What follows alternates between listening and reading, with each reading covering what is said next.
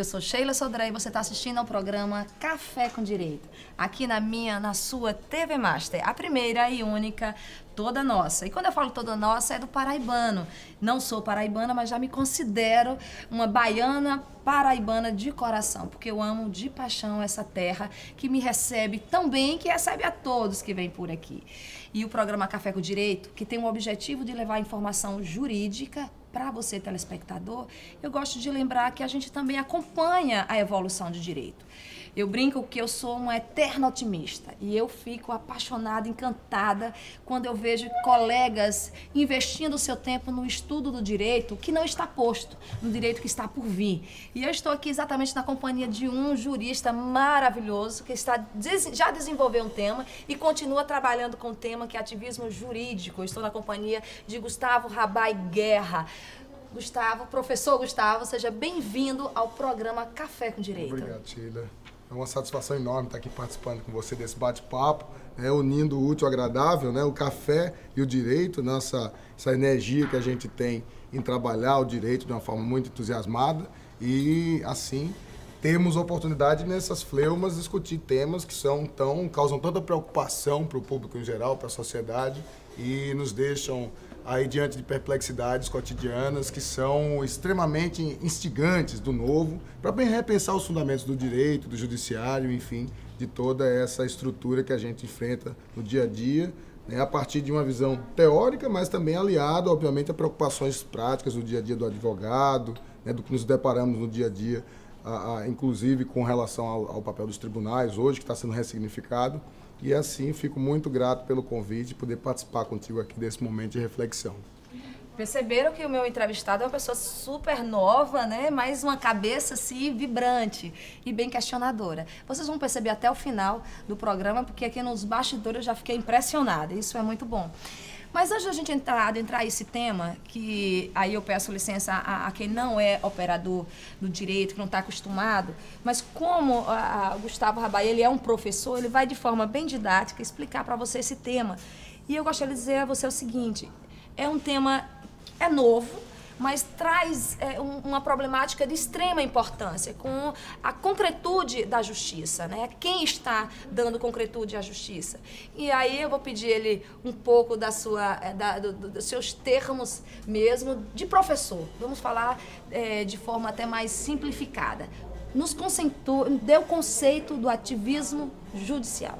Bom, enfim, o ativismo judicial é um conceito um tanto quanto aberto, um conceito talvez polissêmico, né, talvez plurissignificativo, mas na sua essência, no seu núcleo básico, para que todas as pessoas entendam de uma forma muito clara, o ativismo judicial ele diz respeito ao protagonismo crescente do judiciário, a uma expansão do poder global dos juízes. Isso não acontece apenas no Brasil, mas é um fenômeno global, um fenômeno mundial, em que nós percebemos que o judiciário vem tentando preencher espaços que outros poderes deixaram de lado. Então se fala muito em vácuo dos demais poderes, especialmente do poder legislativo, e com isso uma espécie de suplantação, né, de preenchimento desses espaços pelo judiciário na busca da concretização de uma cidadania qualificada e também de um novo sentido para a democracia, em que não temos apenas a ideia de maiorias decidindo quais são as decisões políticas, né, fundamentais, tomando as decisões políticas fundamentais, mas também o próprio judiciário entrando nessa arena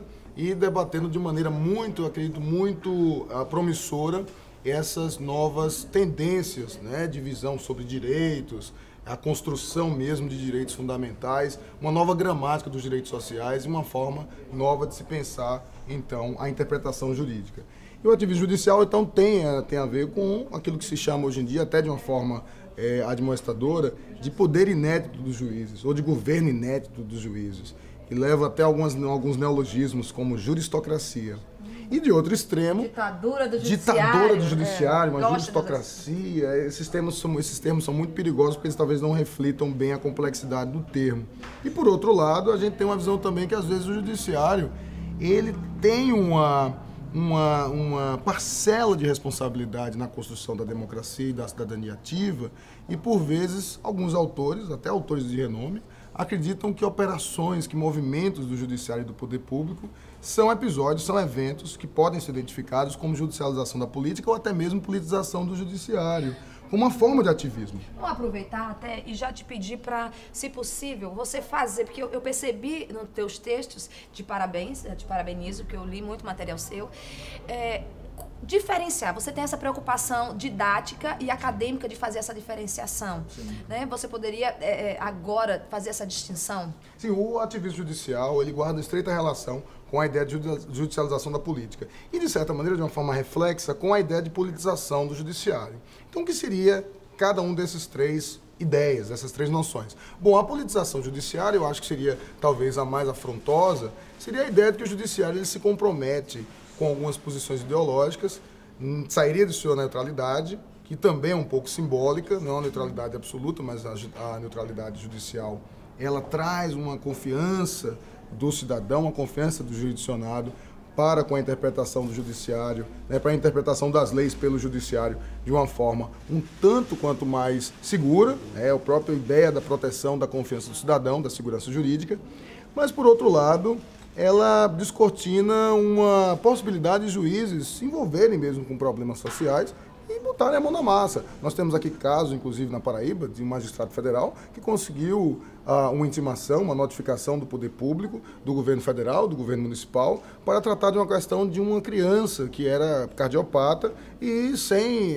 audiência, sem liminares, simplesmente conseguiu uma reunião informal com autoridades públicas, gestores públicos de saúde, e transferiu no dia seguinte ao ingresso do Ministério Público, né? O Procurador da República solicitou o atendimento dessa criança que não tinha leitos para serem atendidos. No outro dia, o Judiciário Federal conseguiu, então, por uma intervenção tanto quanto mais sensível do magistrado, né? O doutor Bianu Arruda, que também é um professor, é um estudioso de direitos humanos, conseguiu levar essa criança até São Paulo. No dia seguinte, no Hospital das Clínicas, ela foi operada e uma vida foi salva.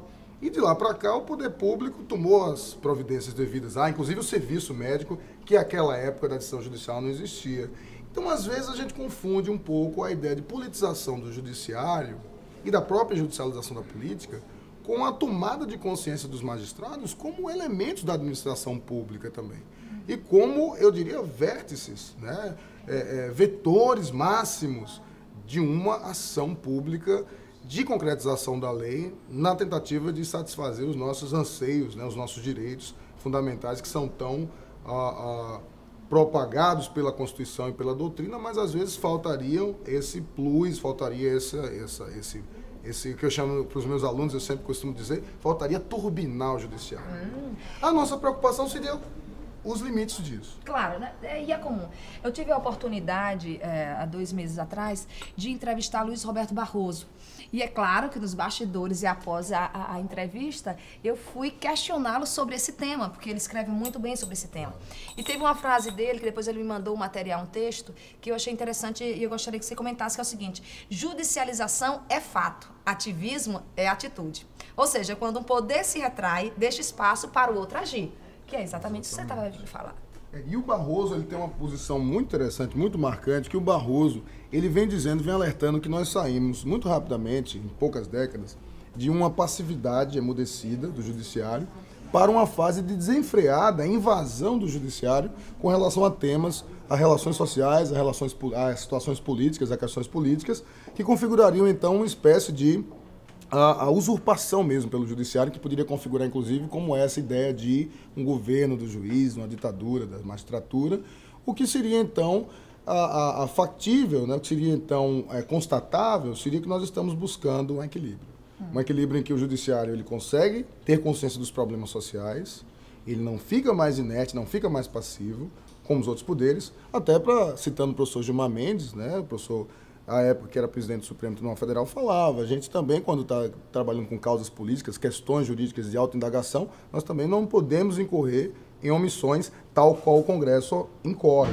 Se o Congresso incorre em omissões legislativas, ao Judiciário não é dado o direito, não é dado o alvedrio de decidir caminhar por uma omissão judicial ou jurisdicional.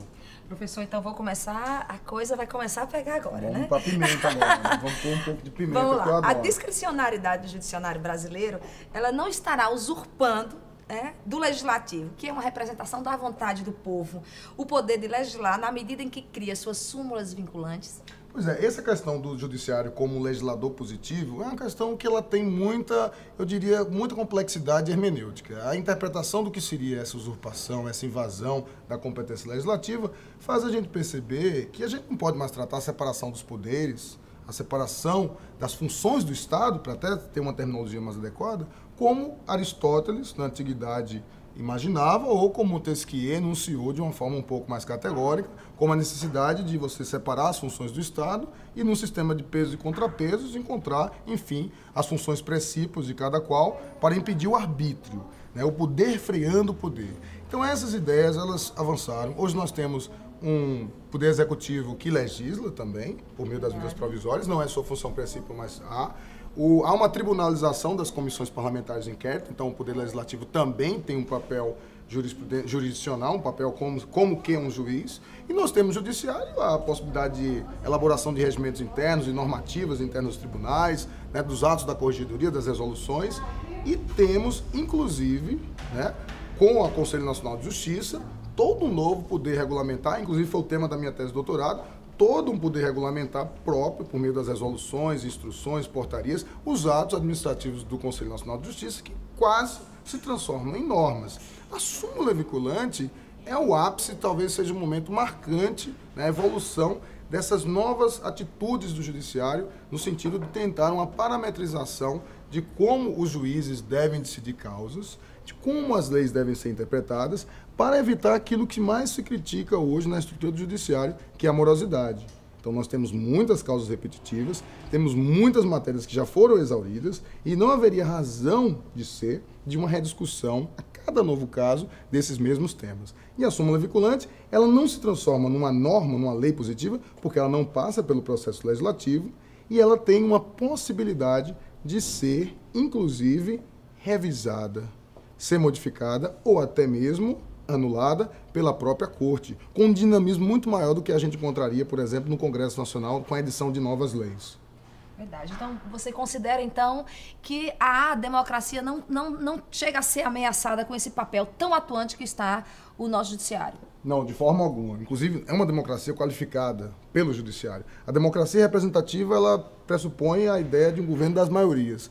Mas o judiciário vai fazer exatamente esse contraponto contra-majoritário. O que seria isso? Seria exatamente a possibilidade de nós termos, na defesa dos direitos das minorias, uma deliberação do judiciário pela verdade.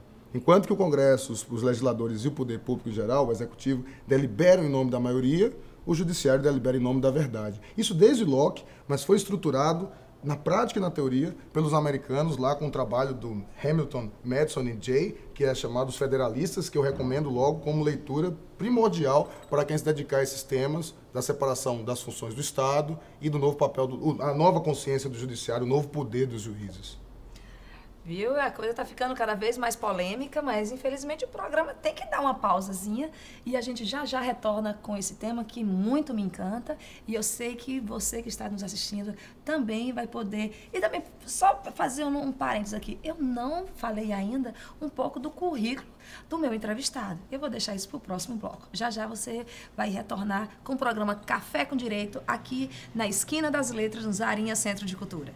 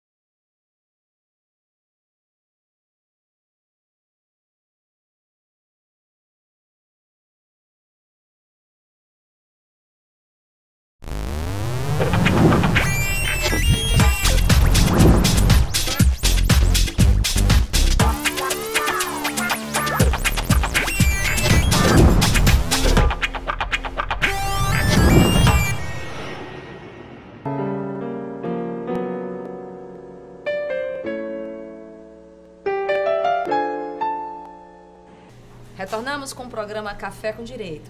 Eu prometi a você que o Café com Direito é informação e cidadania, cada vez mais ampliando o teu conhecimento jurídico. E não é só ampliar não, é instigar, é buscar novos caminhos. Eu brinco que, para mim, as pessoas que mais conseguem chamar minha atenção são aquelas que não ficam acomodadas com o que está ali posto, com o que é contemporâneo. Tem que ultrapassar, tem que pensar além. E a gente fica muito feliz, e aqui a gente incentiva e a gente pede apoio para aquelas pessoas que pensam exatamente além. E assim é o Gustavo Rabai. Meu Deus, eu quero falar dele, ele me encaminhou um currículo assim riquíssimo. Eu disse, meu Deus, eu vou ficar lendo o currículo dele. Eu vou perder a oportunidade de mostrar para o meu telespectador esse conhecimento, discutir esse tema que para mim é de extrema importância e tem que ser mais pesquisado, tem que ser mais debatido entre os colegas mesmo, entre os juristas, entre os advogados, o próprio judiciário tem que se discutir, tem que se avaliar, se autoavaliar, se ele está ou não preparado para assumir isso. Porque uma coisa que é interessante, professor, é que a sociedade, ela reclama isso. Sim, claro. O judiciário, o papel do legislativo, ele está em xeque. Não, infelizmente, não era essa a intenção, não era eu, acho que não é isso que se busca no Estado democrático de direito, mas infelizmente está em xeque. E aí se vê no judiciário, é tanto que as petições estão aí, a necessidade de concretizar e busca-se o judiciário. Mas e aí? Você acredita que o nosso judiciário, os nossos juízes, eles estão se preparando para isso? Essas sentenças novas que acontecem, esses questionamentos que a gente chama no vácuo jurídico, eles estão atendendo essa necessidade, essa nova necessidade do cidadão que necessita da concretude? Esse é um questionamento muito relevante que você faz dentro de um contexto bastante rico, porque eu tive a oportunidade de debater esse assunto já com alguns magistrados em mais de uma ocasião, em aulas de pós-graduação aqui na Escola da Magistratura, numa disciplina que é bem emblemática, Teoria da Motivação Judicial, uma disciplina também na pós-graduação no Instituto dos Magistrados do Distrito Federal, né, na qual eu sou colaborador, que é uma disciplina relacionada à hermenêutica jurídica e ao papel, enfim, do judiciário nessa nova dinâmica social. E também tive a oportunidade de debater em congressos, especialmente magistrados trabalhistas preocupados com a função do CNJ hoje, né, e a tentativa de regulamentação e de extirpação de alguns problemas crônicos e ancestrais do judiciário, né, problemas até, diria, que remontam a séculos, está procurando agora minimizar, se equalizar nesse período. E eu tenho notado que o judiciário está procurando compreender o seu próprio comportamento. O judiciário está olhando para si, está precisando e está notando a necessidade de se autoavaliar, de se autoconhecer e lendo muito em ciência política. Há trabalhos da professora Maria Tereza Sadek, da Universidade de São Paulo, que faz um raio-x do judiciário. Ela considera uma imagem em movimento. Então tem que ter muita percepção, muita sensibilidade para perceber, para tentar notar quais são os problemas, né, que ecoam. O judiciário vem lendo também um pouco de psicanálise. Há hoje um movimento forte dentro da magistratura nacional para tentar compreender os anseios, as dificuldades psicanalíticas do próprio magistrado com relação às partes, com relação à estrutura do judiciário, os servidores. E a gente vê esse encontro muito bom, até porque quando alguém tem um problema, ela própria tem que procurar ajuda. Não é a gente, os advogados, né? Não é o calamandrei que vai dar vai dar um toque e os judiciários os juízes vão ficar... Olha, eu acredito no papel do advogado e nessa questão do controle, de cobrança, de sentir, de ser termômetro ou não, da capacidade do próprio juiz de decidir, somos os advogados. Mas eu acho que assim, o judiciário está muito mais à frente nessa preocupação que nós advogados. Os advogados ainda... nós somos uma categoria que ainda está se profissionalizando. Então nós estamos muito mais preocupados com a questão de custas, com a questão da relação cliente.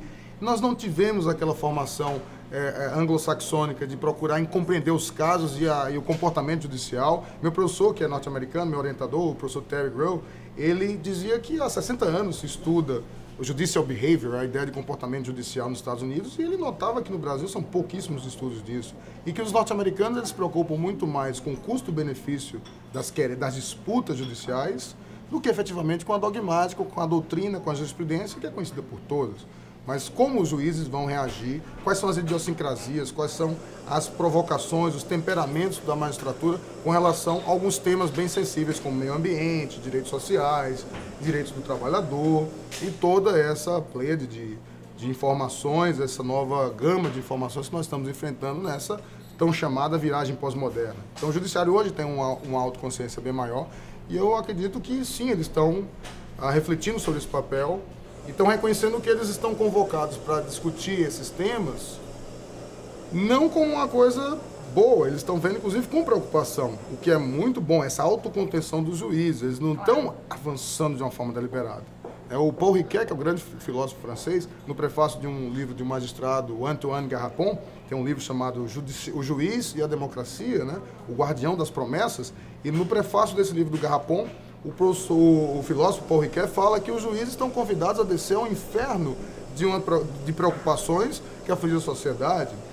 A professora Ingeborg Maus, professora alemã, fala que o judiciário se transformou, não por vontade própria, mas foi por esse ponto, não é um ato voluntário, mas pela provocação da sociedade, que ela chama de órfã, uma sociedade que não debate seus temas sociais mais problemáticos, ele se transformou no superego dessa sociedade. Então, o judiciário como superego da sociedade órfã, uma expressão extremamente densa, extremamente provocativa para a gente pensar como o judiciário hoje está colocado na parede. Sempre os juízes querem. Uma coisa interessante é que as novas gerações estão realmente se preparando, estudando e se transformando em verdadeiros, não ativistas, mas eu diria artífices, né, dos direitos. Estão reconhecendo novos direitos, reconhecendo uma nova gramática social, uma nova percepção dos anseios da sociedade, uma construção social do direito. E uma figura que o professor Garrapon faz na França, né, até preocupado com o crescimento desse conjunto de juízes ativistas, ele considera, no caso do professor Garrapon, ele vê com muita restrição, ele é um pouco pessimista com relação à França. Ele faz um trocadilho com pequenos burgueses, ele chama de pequenos juízes, le petit juge.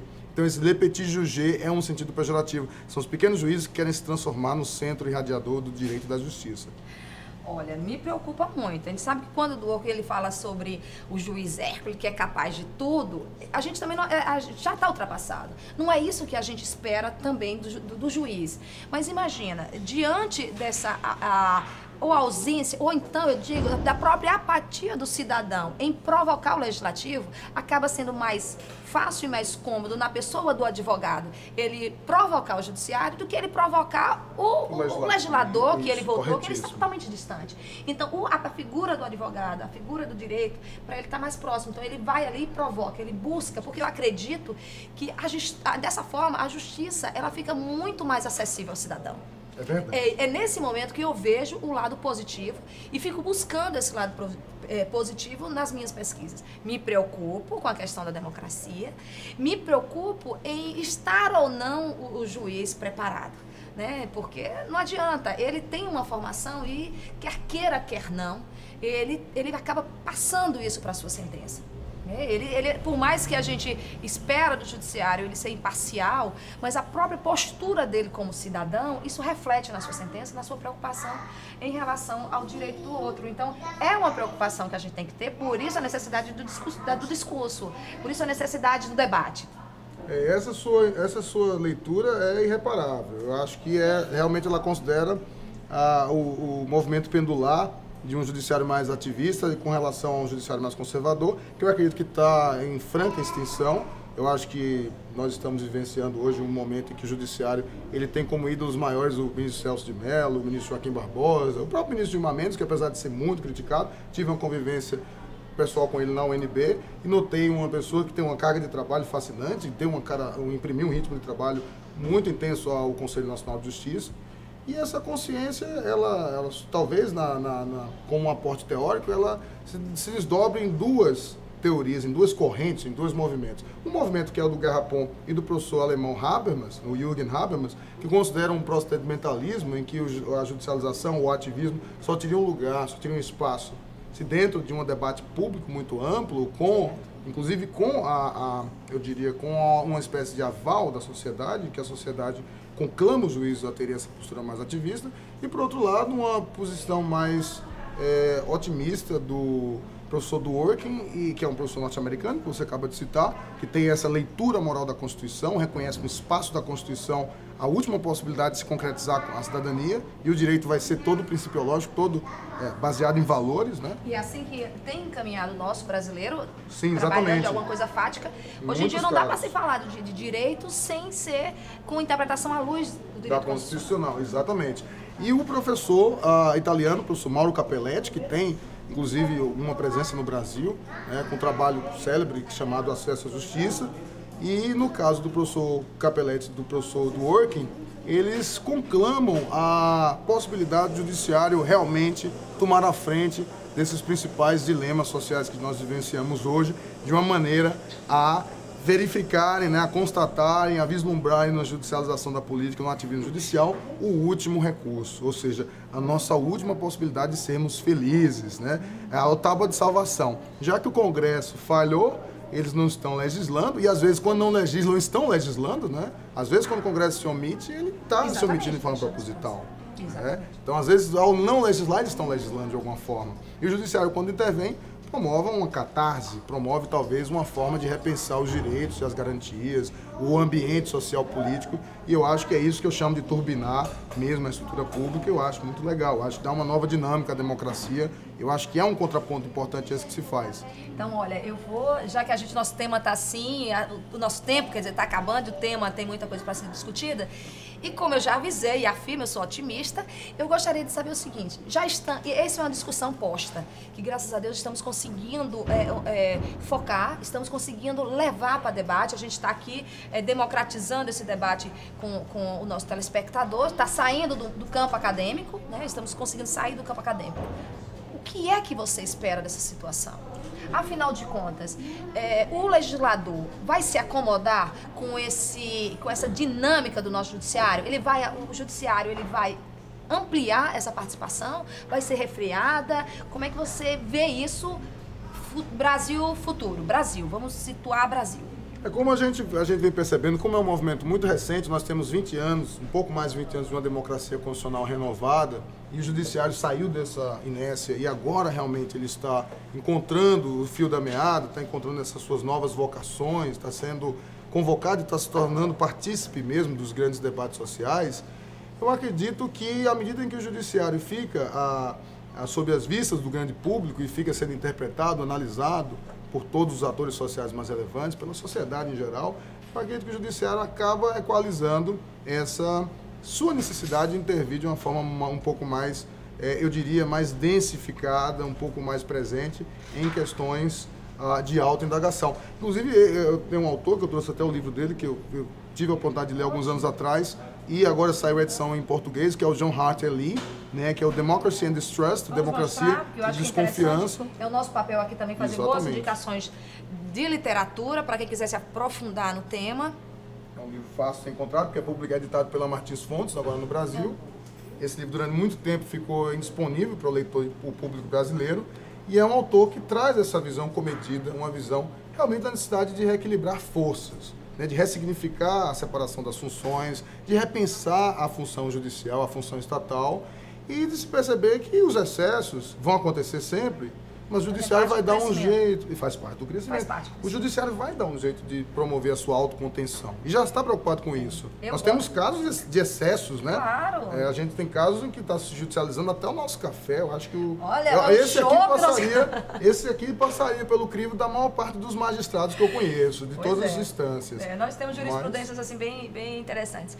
Ao meu ver, eu gosto da leitura e gosto da visão muito de Roberto Alexi, eu acho ele muito otimista. E ele enxerga essa necessidade do controle, né? O juiz, ele fazendo esse controle da ponderação, e aí vai usando as técnicas. Então, é isso aí. Eu gostaria de cada vez mais trazer aqui para o debate do programa Café com Direito juristas do seu nível, e eu tenho conseguido fazer isso, eu agradeço a sua participação. E gostaria aqui de incentivá-lo a continuar pesquisando. Um colega novo com essa visão, eu acho maravilhoso. Fico triste de saber que o seu livro já está esgotado, mas eu vou torcer aqui para a sua tese de doutorado, ou a sua tese de doutorado vir a ser publicada mesmo, para a gente poder incentivar mais. A leitura é de extrema importância no nosso campo de direito. É uma profissão da advogada, ela é maravilhosa. Eu estou aqui só defendendo a classe, não, mas eu sou fã número 1 da advocacia. Eu acho que o nosso papel é assim brilhante, até nessa construção do ativismo jurídico. A gente provoca, a gente é instrumento do cidadão para isso. Mas a gente precisa estar cada vez mais estudando. E isso aí é indiscutível, assim, é peça-chave. Não dá para a nossa categoria ela ficar acomodada. A gente tem que sair dessa acomodação porque a sociedade clama isso. Não dá para a gente ficar acomodado ainda, ficar na ideia ainda dos nossos justos filósofos aí, não dá. Temos que trabalhar, temos que ir muito mais além, temos que pensar. Brasileiro nenhum, homem nenhum, mulher nenhuma tem que se acomodar com o conhecimento. Aqui está um exemplo disso. E o programa Café com Direito, infelizmente, fica por aqui. E a gente gostaria, quando a gente fala de investir em conhecimento, professor Rabai, a gente gosta de falar também das instituições que incentivam isso, que é o caso aqui do Zarinha Centro de Cultura, com o evento que ele tem todos os sábados, agora nessa segundo semestre, que é a literatura e direito. Você fez um trabalho bacana com o leitor aqui no Zarinha. Com o Bernardo Slink. Exatamente. Então, é isso que a gente tem que fazer, é isso que a gente tem que divulgar. É o papel nossa, que trabalha, além de advogado, trabalho com a imprensa, é divulgar coisas boas e positivas para incentivar e saber que é possível, sim, a gente pensar de forma otimista com o direito e com o conhecimento. É isso aí, o programa Café com Direito. Café com Direito fica por aqui essa semana. E muito obrigada, professor. E até a próxima semana.